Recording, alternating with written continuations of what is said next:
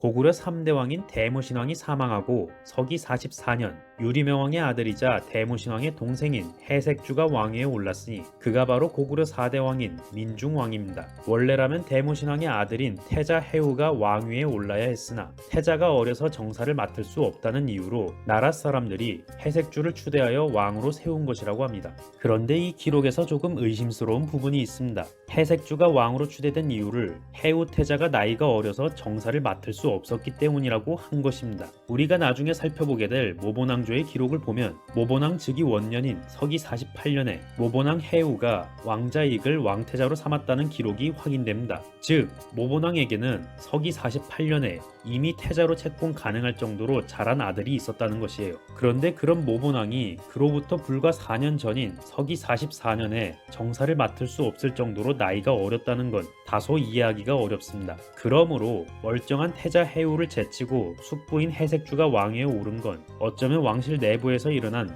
권력 다툼의 결과일 가능성이 있어 보입니다. 한편 나라 사람들이 민중왕 해색주를 추대하여 왕으로 세웠다는 기록도 주목할 만합니다. 여기서 말하는 나라 사람이란 삼국사기 원문의 국인이란 단어를 직역한 건데 얼핏 보면 그냥 나라의 백성, 국민을 의미하는 것처럼 보일 수도 있어요. 그렇게 해석한다면 이 기록은 해색주가 백성들의 지지를 받아서 왕이 되었다는 걸로 볼 수 있겠죠. 그러나 이 국인은 백성을 의미하는 민과는 엄연히 구분되는 개념입니다. 국인이라는 단어가 나오는 기록들을 보면 이 국인과 민을 별도로 구분하여 기록한 사례들이 보이거든요. 게다가 국인들은 일반 민과 달리 국정에 참여하는 모습도 볼 수 있습니다. 그럼 민과는 구분되는 이 국인은 대체 어떤 사람들을 의미하는 걸까요? 국인이라는 개념을 제대로 이해하기 위해서는 먼저 국의 의미를 알아야 합니다. 일반적으로 국은 나라를 의미하는 것으로 쓰입니다. 그러나 고대 중국에서는 국의 의미가 제후가 다스리는 나라라는 의미도 있지만 나라의 도읍을 가리키기도 했습니다. 고구려 관련 기록에서도 국이 왕궁을 중심으로 한 수도권 지역에 대한 의미로 쓰인 사례가 확인됩니다. 고구려와 중국의 사례가 완전히 같지는 않겠지만 유사 사례를 참고해 볼 때 고구려 사회에서의 국인은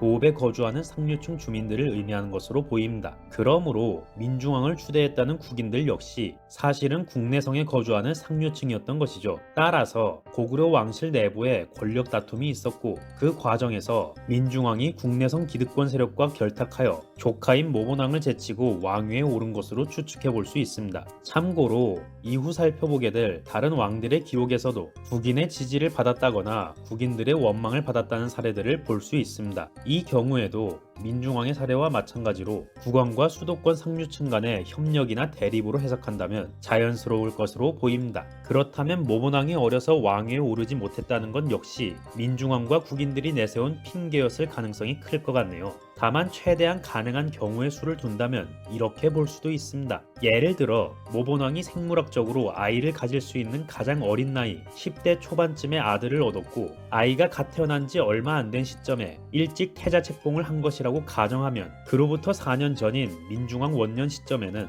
왕위에 오르기엔 어린 나이일 수 있겠죠. 물론 이것도 최대한 가능한 경우의 수를 둔 것이고 모본왕의 실제 나이와는 별개로 민중왕이 기득권 세력인 국인들의 추대를 받아서 조카를 제치고 왕위에 올랐다는 것은 분명합니다. 이후 민중왕은 왕위에 오른 지 한 달 뒤인 그해 11월에 대사면을 시행하여 감옥에 갇혀있던 죄수들을 풀어주었습니다. 그리고 이듬해인 서기 45년 3월에는 여러 신하들에게 잔치를 베풀었고 다시 두 달 뒤인 5월에는 나라 동쪽에 큰 홍수가 나서 백성들이 굶주리자 창고를 열어 물품을 나눠주어 구제하였다고 합니다. 짧은 제위기간 내내 대사면, 잔치, 빈민 구제 관련 기사들만 연이어 확인되는 것으로 볼 때 민중왕 제위기간은 대외 정복 활동보다는 내부 안정을 취한 시기였던 것으로 보입니다. 대무신왕 사망 직후에 불안정한 정국을 수습하려는 시도이지 않을까 싶네요. 이듬해인 서기 46년 7월에는 민중왕이 동쪽으로 사냥을 나가서 흰 노루를 잡았다고 합니다. 참고로 이규보의 동명한 편에는 주몽이 흰 사슴을 얻은 뒤 흰 사슴을 거꾸로 매달아 놓고 저주를 내려서 비류국의 대홍수를 일으켰다는 이야기가 있었죠. 이렇듯 흰 사슴, 흰 노루 같은 흰색 동물들은 상서로운 징표로 여겨졌습니다. 이 기록의 흰 노루도 민중왕의 덕을 드러내는 상징으로 해석할 수 있습니다. 다시 1년 후인 서기 47년 4월에는 민중왕이 민중원이라는 들판으로 사냥을 나갔습니다. 그로부터 3개월 후인 그해 7월에 또 민중원으로 사냥을 나갔다가 그곳에서 석굴을 발견하고는 신하들에게 말했습니다. 내가 죽거든 반드시 이곳에 장사 지내라. 절대로 다시 능로를 만들지 말라. 이 이야기는 민중왕의 검소한 성향을 잘 보여줍니다. 한편 대외적으로는 좋지 않은 소식도 들려옵니다. 6개월 뒤인 서기 47년 10월에는 자무락부의 대가인 대승 등 1만여 가의 주민들이 낙랑군으로 가서 한나라에 투항하는 사건이 일어났다고 합니다. 제가 자주 강조해왔던 거지만 초기 고구려는 지방자치 세력인 부로 이루어진 나라라고 했었죠. 아마 이 자무락부는 고구려에 속한 여러 부 중 하나였던 것으로 보입니다. 참고로 이전에 대무신왕이 비르나부의 부장을 교체한 사건에서 알 수 있듯이 당시 고구려 중앙정부는 각 부에서 일어난 일에 관여할 수 있는 권한을 가지게 되었습니다. 여러분 드라마 고려 고란전쟁 보신 분들은 기억하시겠지만 고려 현종이 중앙집권 정책을 시행하니까 지방 호족들이 거세게 반발하는 장면이 있었잖아요. 솔직히 지방 세력들 입장에서는 그동안 큰 간섭 없이 자유롭게 살고 있었는데 갑자기 중앙정부가 이래라 저래라 간섭하려고 들면 짜증날 수밖에 없겠죠. 아마 자무락부는 이러한 고구려 중앙정부의 정책에 불만을 가졌던 세력인 것으로 보입니다. 그런 와중에 대무신왕이 사망하고 왕실 내부에서 권력 다툼이 일어나면서 전국이 어수선해지자 한나라 낙랑군으로 투항한 것이 아닐까 싶습니다. 참고로 한반도 서북부 지역에서는 그로부터 3년 전인 서기 44년에 옛 낙랑국당이 한나라 낙랑군의 관할 범위로 들어온 상황이었습니다. 낙랑군의 세력 확장 역시 자무락부의 동향에 영향을 줬겠죠. 아마 자무락부는 이때 낙랑군 세력이 확장된 것을 감지하고 옛 낙랑국당을 거쳐 한나라 낙랑군에 투항한 것으로 보입니다. 이후 이듬해인 서기 48년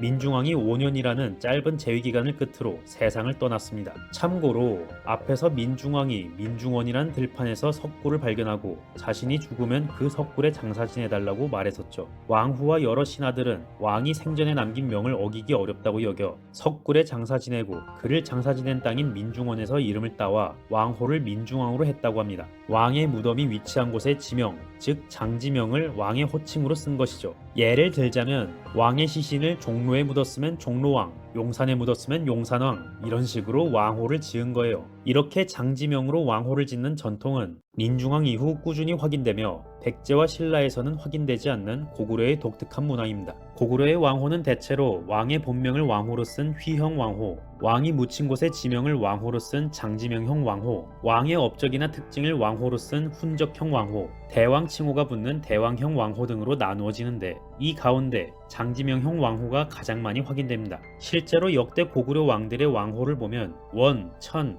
양, 강, 림 등의 지명과 관련된 단어가 많이 붙는 것을 볼 수 있는데 이 단어들이 들어간 왕호들은 모두 왕의 무덤이 위치한 지역에서 가져온 이름들입니다. 그러니까 고국천왕, 고국원왕, 소수림왕, 고국양왕 이런 왕들의 이름이 사실은 모두 무덤이 위치한 지역명이었던 거예요. 자, 그럼 당시 고구려인들의 관념을 잘 엿볼 수 있는 자료인 광개토대왕 릉비의 표기 방식을 한번 살펴보겠습니다. 광개토대왕 릉비에서는 광개토대왕의 정식 왕호를 국강상 광개토경 평안호태왕이라고 표기했는데 여기서 국강상은 왕이 묻힌 장소, 광개토경은 그의 업적이며 평안은 마찬가지로 그의 업적으로 보는 의견이 대부분이지만 최근 들어 그의 이름으로 보는 소수 의견도 있습니다. 이것을 풀이해보면 국강상이라는 장소에 묻혔으며 영토를 넓히고 평안하게 한 훌륭하신 태왕이란 뜻이 됩니다. 광개토대왕의 왕호 앞에도 장지명이 붙은 것을 보면 고구려 사람들에게 왕의 무덤이 위치한 장소가 매우 중요했음을 알 수 있습니다.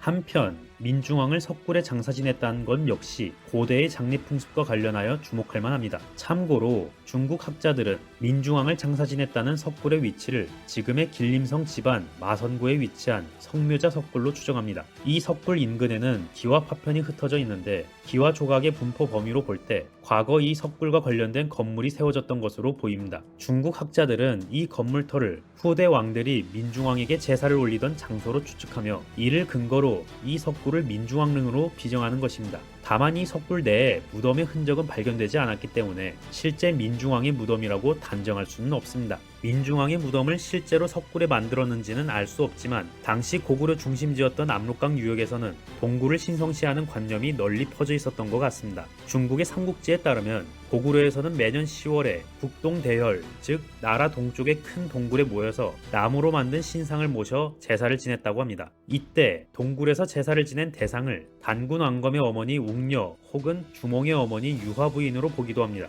웅녀는 동굴 속에서 쑥과 마늘을 먹으며 버틴 끝에 사람이 되었고, 유화 부인은 어두운 별궁 안에 갇힌 상태에서 햇빛을 받아 주몽을 임신했었죠. 두 여신 모두 동굴이라는 요소와 관계가 있는 것입니다. 초기 고구려 주민들의 활동 범위인 요동 동부 지역은 기본적으로 산지 지형에 석회암 동굴이 많이 형성되어 있는 지역입니다. 아무래도 동굴을 자주 접하는 지역이니 동굴에 대한 관념도 자연스럽게 형성되었겠죠. 참고로 기원전 2000년기에 요동 산지의 태자 유역에는 마성자 문화라는 청동기 시대 문화가 존재했었는데, 이 문화권에서도 가족 단위로 동굴에 무덤을 마련한 동굴 무덤이 확인됩니다. 민중왕을 섭굴에 장사 지냈다는 일화와 비슷한 느낌이죠. 다만 청동기 시대 마성자 문화와 고구려 민중왕 시기는 시간 차이가 무려 1000년 넘게 나기 때문에 직접적으로 연결된다고 보기는 어렵습니다. 게다가 당시 고구려 왕실의 무덤 양식은 돌무더기를 쌓아 만든 적석총이었기 때문에 동굴 무덤은 당시 보편적인 무덤 양식이 아니었습니다. 이 지역에서의 동굴 숭배 관념이 선사시대부터 고구려 시기까지 이어져 내려왔다는 것과 민중왕의 검소함을 나타내는 이야기 정도로 이해하시면 될 것 같네요. 그렇게 민중왕이 짧은 재위기간 끝에 세상을 떠나고 그의 조카이자 대무신왕의 태자인 해우가 원래대로 왕위에 올랐으니 그가 바로 고구려 5번째 임금인 모본왕입니다.